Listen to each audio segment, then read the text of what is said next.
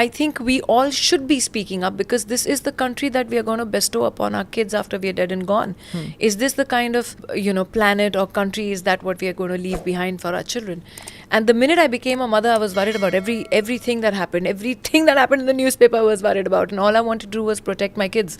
So I think it's a different emotion altogether that you go through, that let's get together and make our country one of the best countries, so that our children can be proud to belong here. In fact, the film industry is often criticized that they don't speak up often enough, considering that they are, they are torchbearers. Damned and if you look speak up. and damned if you don't. Correct. That both happens. I've seen the reticence in some very well-known people in the film industry who just don't speak up, because they say even if we do, or for right causes, the right thing we say, we still get pilloried. Exactly. So what has happened is, there's a certain section, for example, according to me, Twitter is completely polarized. It's either the right wing or the left wing, and they've completely taken over. There's nothing that you can do.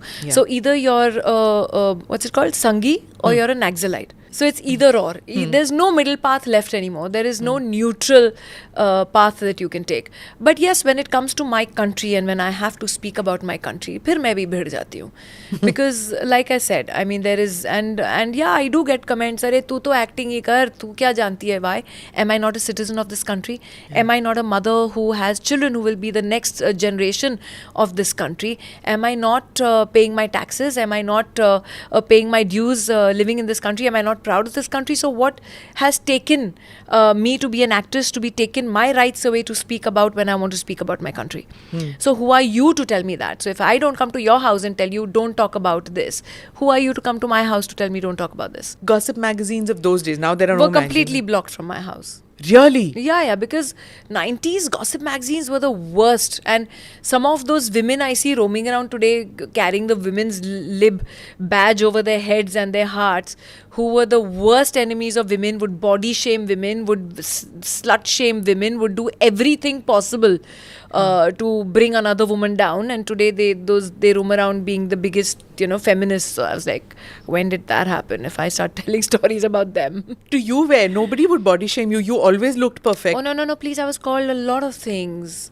You always was... 90s ke kholo, TT and thunder thighs and miss this and miss that. You had thunder thighs. That I don't believe that. Yeah. But I was plump. I started at 16 and a half. I had all full baby fat, which still hasn't gone. So I don't care now. I am been like that. I am like that. I remember some of these titles.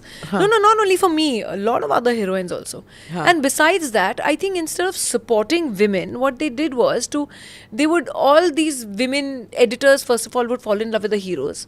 And then what the hero said was the last word.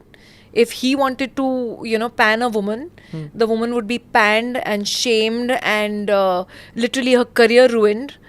In the magazines, with nasty articles being put out about her. There were so many untrue articles that were put out just because some heroes went and said, "Acha, uske bare mein aise likh do abhi." And it would be the last word. And even if there would be an apology, there would be one last line in some other issue of the magazine that story we carried ultimately proved not to be true. But who will read that? At that time, the screaming headlines is what made news, right?